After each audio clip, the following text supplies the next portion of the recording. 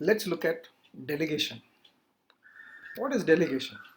As Bob Johnson's beautifully defined it, delegation is the work a manager does to entrust responsibility, grant authority, and create accountability for results. So one thing is very clear, that delegation does not mean work distribution. Delegation is based on results and not just distribution of tasks. This thing has to be very clear. So in case of responsibility, you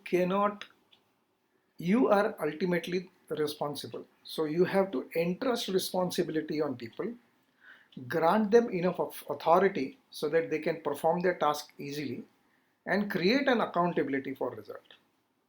Okay, so that is what is delegation. So who do you delegate to? Let's take this matrix, skill versus will. If a person is, if the x-axis belongs to the skill and y-axis belongs to the will, then a person with low skill and low will, obviously you're going to direct him. If a person is high on skills and low on wills, what he needs is more motivation. If a person is high on will and low on skills, you guide him. And when you find a person high on skills and high on wills, that's the person that you will learn to delegate. There are 5 levels of delegation. Okay. So in the first level, you tell the person, collect the information, come to me, I will make the decision. This is typically task distribution. Second level, collect the information, identify some options for me, and come to me, we'll discuss, I will make the final decision. Third level, collect the information, give me the option, and tell me which option will you choose. We'll sit and discuss, and then we'll plan an action.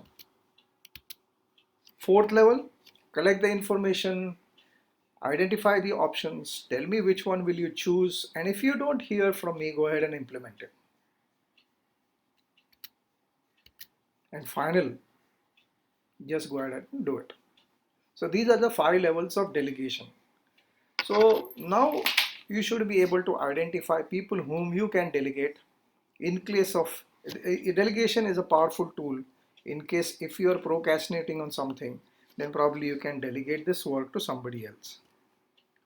Finally, we'll talk about the power of no. Now, this is probably one of the most difficult words for human beings, the word NO. Our behavior is from, it vacillates from one end of the pendulum, which is aggressive, to the other end of the pendulum, which is submissive. If we are submissive at one point of time, you will jump from being submissive when the pressure is too much for you to handle, the internal pressure that by becoming submissive is too much to handle. You will jump directly from being submissive, the pressure cooker bursts, and you become really, really aggressive. Now tell me friends, has aggression ever worked? We are pretty clear that submissiveness doesn't work.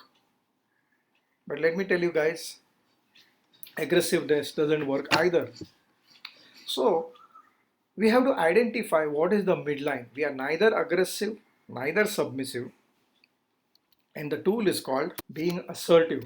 Now, assertive, when I'm assertive, I stand up my grounds, but I'm not aggressive. I am not submissive. Now this will come to you by practice. It is an art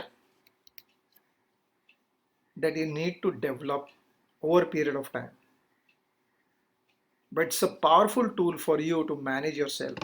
Learn to say no to people.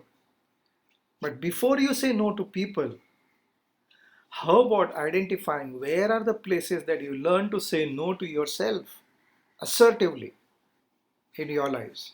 Because if you are not assertive with yourself and you're not learning to say no to yourself, it will be 100 times difficult to say no to other people. So guys, go ahead and play around this tool called Power of No. You can teach it to yourself by practicing it Now in between this, you're going to fall down, you're going to land up, some blood is going to come out, maybe some teeth will fall out, whatever. But without that, you will not learn to be assertive. Assertion is a tool where I can learn to say no without making the other person wrong.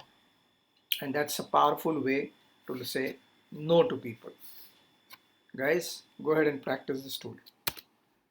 So, the final question, what is time management? Is time management managing time or what?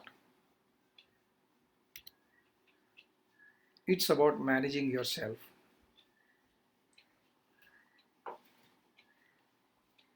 So great guys, we've gone through this entire session. Let's quickly recap the session. Okay. So we understood the use of the word diary, what goes into our diary and the calendar that happens in our lives. Now everything personal, professional. Then we spoke about the to-do list and its failure. We spoke about the activity sheet and the log sheet to identify where are we investing time and where are we spending time. This exercise has to be done once a year, not always, especially when you find that you are not having time enough to identify where is it that you're not managing yourself and spending time, not really investing. We spoke about the urgent important matrix. We spoke about the procrastination and its methods. One powerful tool about procrastination is Pomodoro's technique, delegation, and the power of no. We also spoke somewhere about clutter. So go ahead and write your action plans in the next step.